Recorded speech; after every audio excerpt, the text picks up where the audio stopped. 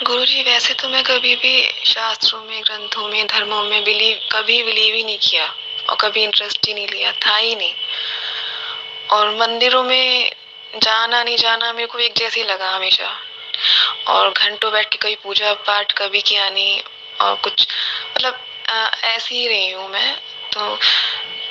गुरुजी, लेकिन मेरे जो भोले बाबा में मेरा उनके प्रति प्यार, लगाव, खिंचाव जो है, तो मतलब इस समय जब से मैं आपके साथ जुड़ी हुई हूँ तो वो, अब मैं क्या बताऊँ, आप ही भोला, आप ही साईं, और सब आप ही में मेरी दुनिया आप तक सिमट के आ गई है। आप ही मतलब आप ही आप हो, और शब्द ही नहीं है गुरुजी।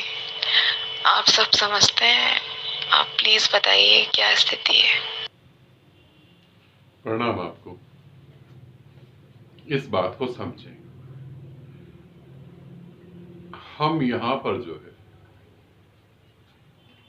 कोई धर्म नहीं सीख रहे, कोई धार्मिक कृत्य नहीं सीख रहे, कोई शास्त्र पढ़कर हम विद्वान नहीं बन रहे। हम जीवन जीने के तरीके को सीख रहे हैं। हम कैसे जीवन को अच्छा जी सके, हम उस चीज को समझने की कोशिश कर रहे हैं और उस जीवन को जीने की कोशिश कर रहे हैं। धर्म पैदा कब होता है? जब हम उस परमात्मा को मार देते हैं, तब वो शास्त्रों में पैदा होता है। मंदिरों में यदि परमात्मा होता तो मंदिर के पुजारी को तो सबसे पहले मिल जाता।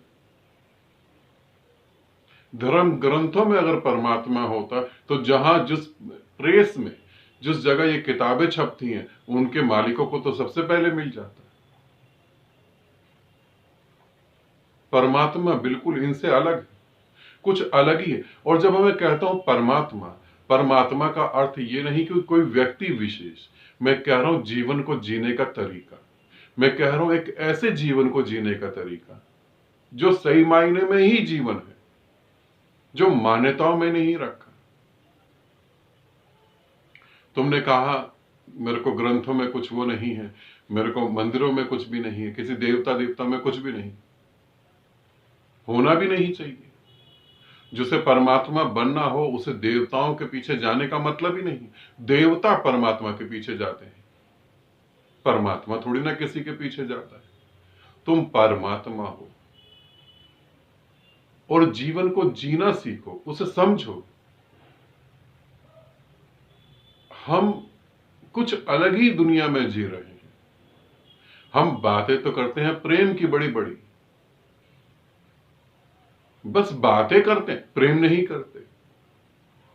क्योंकि जब तुम प्रेम में उतरते हो तो वो प्रेम सभी सीमाएं तोड़ देता है। और यहां समाज को अगर तुम्हें ठीक से रखना है तो सीमाएं बनानी पड़ेगी, और वो सीमाएं तोड़ देता है। तो हम बातें तो प्रेम की करते हैं। इस पूरी पृथ्वी पर जितनी भी कविताएं प्रेम पे लिखी गई हैं उतनी किसी विषय पे नहीं लिखी गई। जितनी भी मूवी, नाटक, शेर व शायरी, जो भी कुछ है वो सब कुछ प्रेम पे लिखा गया है। और मजेदार बात है, प्रेम को मारने की हम कोशिश करते रहते हैं। बातें हम प्रेम की करते हैं, प्रेम पनप ना पाए उसके हम सारे उपाय भी करते हैं।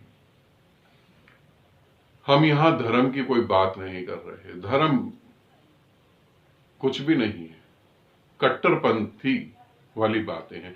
यहां धर्म नहीं, यहां जीवित हो जाना, यहां जाग जाना, अपने प्रेम में डूब जाना,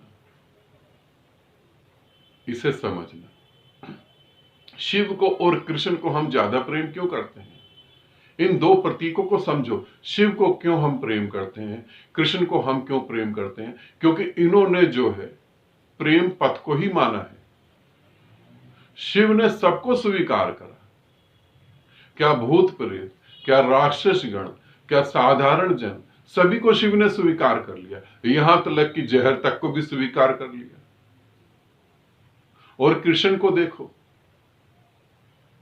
लोग गीता पढ़ पढ़कर मर गए, मगर जो प्रेम में डूबा उसने कृष्ण को पा लिया।